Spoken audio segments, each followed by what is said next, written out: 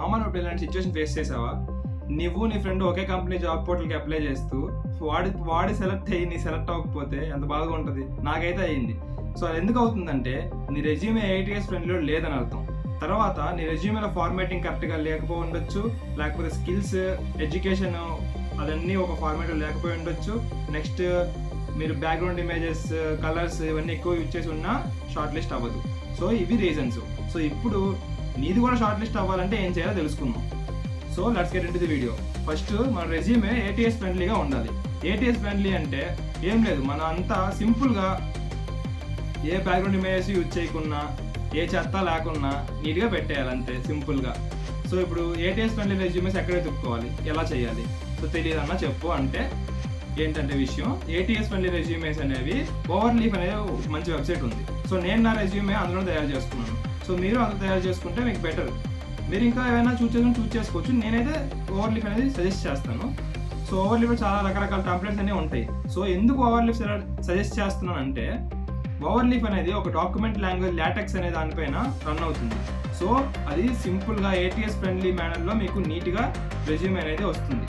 So ఓవర్లీఫ్ చూస్ చేసుకుంటే better. So ఇప్పుడు చెప్పా కదా, ఇప్పుడు చూపిస్తాను ఎలా టెంప్లెట్స్ ఎదుక్కోవాలి, ఎలా మీ రెజ్యూమే ఎలా ATS ఫ్రెండ్లీగా చేసుకోవాలో సో చూద్దాం. సో ఇప్పుడు నేను స్క్రీన్ షేర్ చేస్తాను. సో చూడండి, సో మీకు తెలుస్తుంది. ఇదే మన ఓవర్లీఫ్ వెబ్సైట్.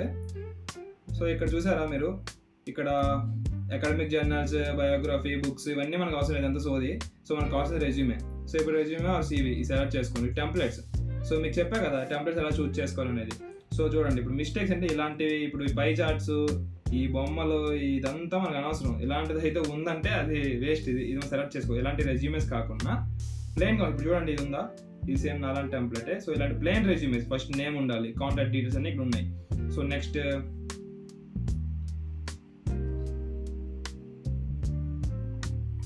సో జూమ్ చేస్తాను చూడండి,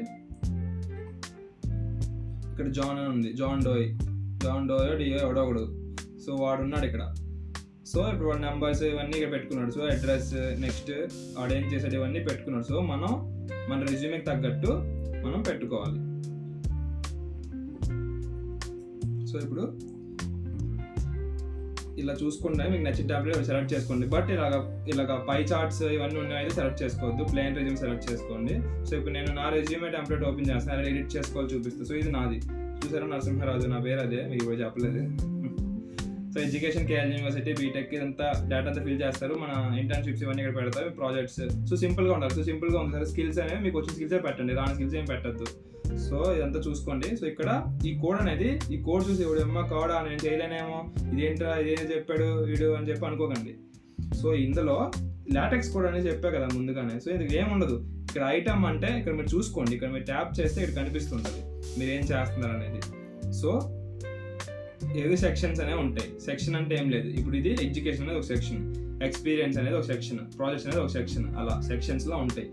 సో మీరు అందరూ చూసుకోండి. ఇప్పుడు ఎడ్యుకేషన్ ఉంది. సో ఎడ్యుకేషన్ లోపలికి వెళ్ళాక మన డేటా, ఇది నా data, KL university B Tech computer science and engineering, ఇదంతా నా డేటా.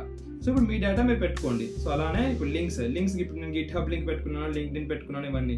సో GitHub అంటే, సో GitHub కోసం నెక్స్ట్ వీడియోస్ కూడా చేస్తున్నాను. సో మీకు ఇలాంటి వీడియోస్ ఇంకా తెలుసుకోవాలంటే మనని సబ్స్క్రైబ్ చేసుకోండి. సో నెక్స్ట్ వస్తుంటాయి వీడియోస్ కూడా. So next course works. మీ కోర్స్ వర్క్ అంటే మీరు ఏం చదువుకున్నారు, మీ కంప్యూటర్ సైన్స్ అయితే కంప్యూటర్ సైన్స్, ఈసీలో ఏం చదువుకున్నారు, మీ కోర్సెస్ అనేవి మీకు ఏ బాగా వచ్చో కోర్స్ సబ్జెక్ట్స్ పెట్టండి.